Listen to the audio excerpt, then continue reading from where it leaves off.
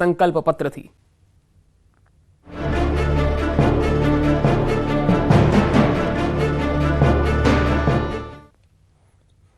ચૂંટણીને લઈને ભાજપે મોદીની ગેરંટીના નામે સંકલ્પ પત્ર જાહેર કર્યો છે। આ મેનિફેસ્ટો કમિટીના અધ્યક્ષ રાજનાથસિંહ ભાજપનો સંકલ્પ પત્ર જાહેર કર્યો। ભાજપનો આ સંકલ્પ પત્ર 2047ના ભારતનો રોડમેપ હોવાનો ભાજપે દાવો કર્યો। આ સંકલ્પ પત્રમાં ભારતના 4 મજબૂત સ્તંભ GYAN એટલે કે જ્ઞાન, ગરીબ, યુવા, અન્નદાતા, ખેડૂત અને નારીને અનુલક્ષીને બનાવાયું છે। રાજનાથસિંહના મતે ભાજપનું સંકલ્પ પત્ર દુનિયાની રાજનીતિ માટે ગોલ્ડ સ્ટાન્ડર્ડ બની રહેશે। ઉપરાંત સંકલ્પ પત્ર દરેક વર્ગ માટે ક્વોલિટી ઓફ લાઈફ સુધારવા પર ભાર મૂકવામાં આવ્યો છે। ભાજપે જાહેર જનતા ઉપરાંત પાર્ટીના કાર્યકર્તાઓ અને નેતાઓ પાસેથી મળેલા સૂચનોમાંથી શ્રેષ્ઠ સૂચનો તારવી આ સંકલ્પ પત્ર તૈયાર કર્યો છે।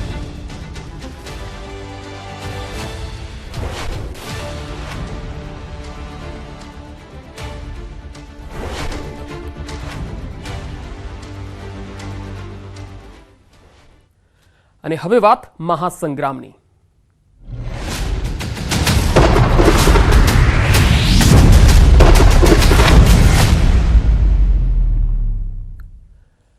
પરસોત્તમ રૂપાલાએ વિધાનસભા 68ના કાર્યાલય ઉદ્ઘાટન પ્રસંગે કાર્યકર્તાઓને સંબોધન કર્યું। રૂપાલાએ પીએમ મોદીના વિકાસની વાત કરી।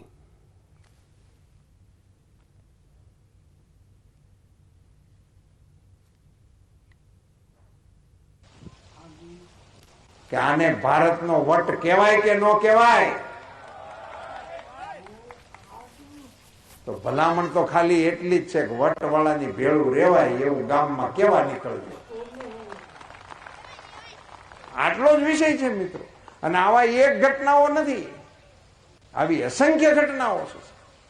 મોદી સાહેબે દેશની શાખ દુનિયાની અંદર એવડી મોટી કરી દીધી છે કે આખી દુનિયા આજે મૂડી રોકાણ કરવા માટે ભારતમાં આવવા તલપા પડશે।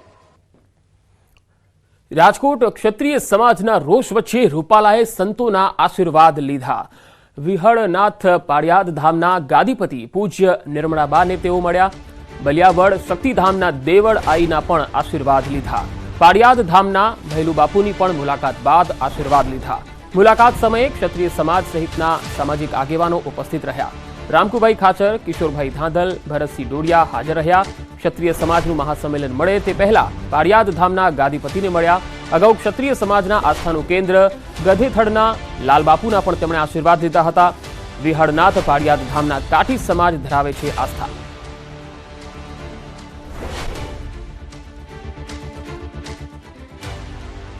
નિર્મળાબા અને દેવલાએ પધરામણી કરી, શુભેચ્છા મુલાકાત લીધી અને આશીર્વાદ પાઠવ્યા। અને ખાસ કરીને જ્યારે રૂપાલા સાહેબનું એવું વ્યક્તિત્વ છે કે એમને આ ધરોહર, આ પરંપરા સાથે ખૂબ જ સારા સંબંધો હોવાથી આજે પૂજ્ય માં દેવલાએ અને બાએ પધરામણી કરી, શુભેચ્છા પાઠવી અને આશીર્વાદ આપ્યો। લોકસભા માટે કોંગ્રેસે 4 ઉમેદવારોની જાહેરાત કરી। રાજકોટથી પરેશ ધાનાણી લોકસભાના ઉમેદવાર છે, તો મહેસાણાથી રામજી ઠાકોર લોકસભાના ઉમેદવાર છે, તો નવસારીથી નૈશદ દેસાઈ લોકસભાના ઉમેદવાર છે, જ્યારે અમદાવાદ પૂર્વથી હિંમતસિંહ પટેલને ટિકિટ આપવામાં આવી છે।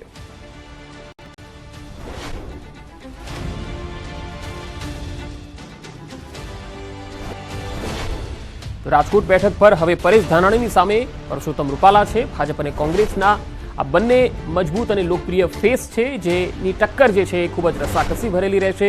પરેશ ધાનાણી પણ અમરેલીથી અને પરસોત્તમ રૂપાલા પણ અમરેલીથી છે, પરંતુ આ બંને દાવેદારો જે છે, ઉમેદવારો જે છે, એમને રાજકોટથી ટિકિટ આપવામાં આવેલી છે। ભાજપથી રૂપાલા છે અને કોંગ્રેસથી પરેશ ધાનાણી છે।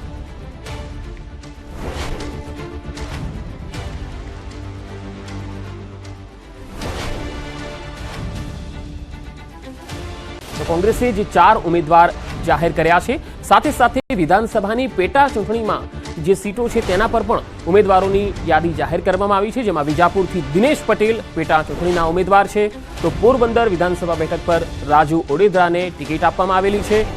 માણાવદર વિધાનસભા સીટ પરથી હરિભાઈ કણસાગરાને ટિકિટ આપવામાં આવેલી છે, ઉમેદવાર બનાવાયા છે, જ્યારે આણંદ જિલ્લાની ખંભાત બેઠક પરથી મહેન્દ્રસિંહ પરમારને પેટા ચૂંટણીના ઉમેદવાર બનાવાયા છે। વાઘોડિયાથી કનુભાઈ ગોહિલને ટિકિટ આપવામાં આવી છે।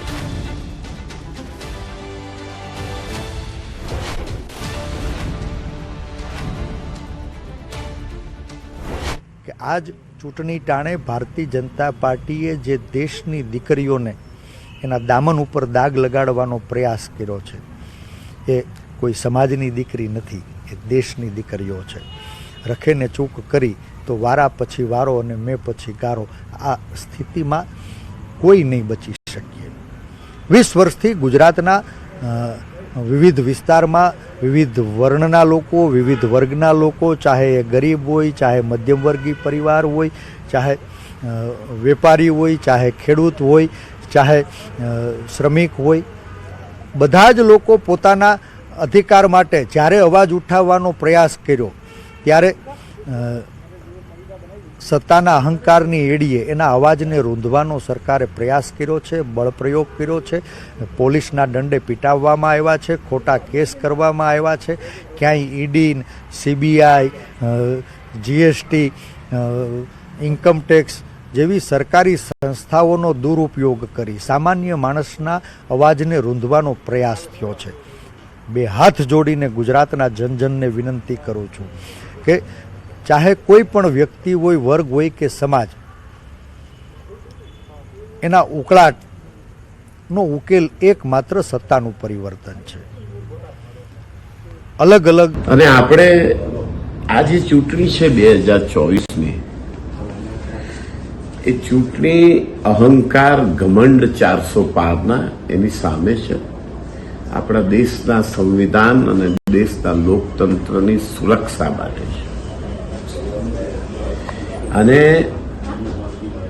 છેલ્લા 10 વર્ષમાં જે આર્થિક સમાનતાના સિદ્ધાંતો, ધાર્મિક સામાજિક સમાનતા, સ્વતંત્રતાના સિદ્ધાંતોની જે હત્યા થઈ છે, એની સામે જનતા સમક્ષ સમાનતા અને સ્વતંત્રતા પ્રસ્થાપિત કરવા માટેની આ ચૂંટણી છે.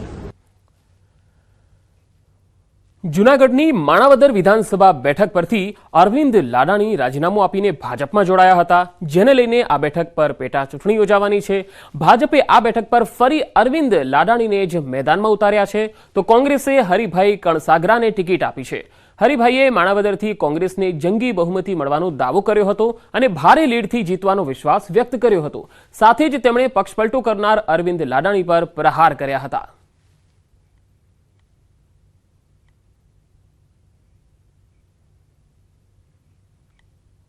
માણાવદર, વંથલી ને મેંદરડા થાય એ અમારા 3 તાલુકાની 85 માણાવદર થાય એ સીટમાં કોઈ ઉદ્યોગ નથી. ખેડૂતો અને મજૂરો રહે છે, એને આખા વર્ષમાં ખેતીનું કામ પછી ક્યાંય રોજીરોટી માટે એને બહાર ભટકવું પડે છે, ગામડા ભાંગે છે. આજે BJP વાળાએ ત્યાં 24 કરોડનો રિવરફ્રન્ટ બનાવ્યો, આજે પાણી નથી. એમાં માણાવદરમાં, વંથલીમાં બનાવ્યો છે, મેંદરડામાં બનાવ્યો છે. રાજકોટમાં આજે રતનપર ખાતે ક્ષત્રિય સમાજનું મહાસંમેલન મળ્યું. મહાસંમેલન પૂર્વે મોડી રાત્રે ક્ષત્રિય સમાજના આગેવાનો એકત્ર થયા. કાઠી દરબાર, કારડિયા દરબાર, ગરાસિયા દરબાર, નાડોદા, ગુર્જર ઠાકોર એકત્ર થયા. રતનપર ખાતે યોજાનાર મહાસંમેલનમાં તમામ ક્ષત્રિયો એક મંચ પર જોવા મળશે. રાજ્ય સરકાર દ્વારા ક્ષત્રિય અધિકારીઓને બંદોબસ્ત અર્થે મૂકવામાં આવેલા છે. અમદાવાદ ACP પ્રદીપસિંહ જાડેજા, સુરત શહેર ACP VM Jadeja, Surendranagar DYSP VB Jadeja, intelligence બ્યુરોના PI SP Jadeja, Devbhumi Dwarka LCB PI KK Gohil, CID crime Rajkot PI KK Jadeja તેમજ સિવિલ ડિફેન્સ PI YB જાડેજાને બંદોબસ્ત અર્થે મૂકવામાં આવેલા છે. મોટી સંખ્યામાં ક્ષત્રિય સમાજના લોકો એકત્ર થવાના પગલે ક્ષત્રિય સમાજના અધિકારીઓ મુકાયા છે.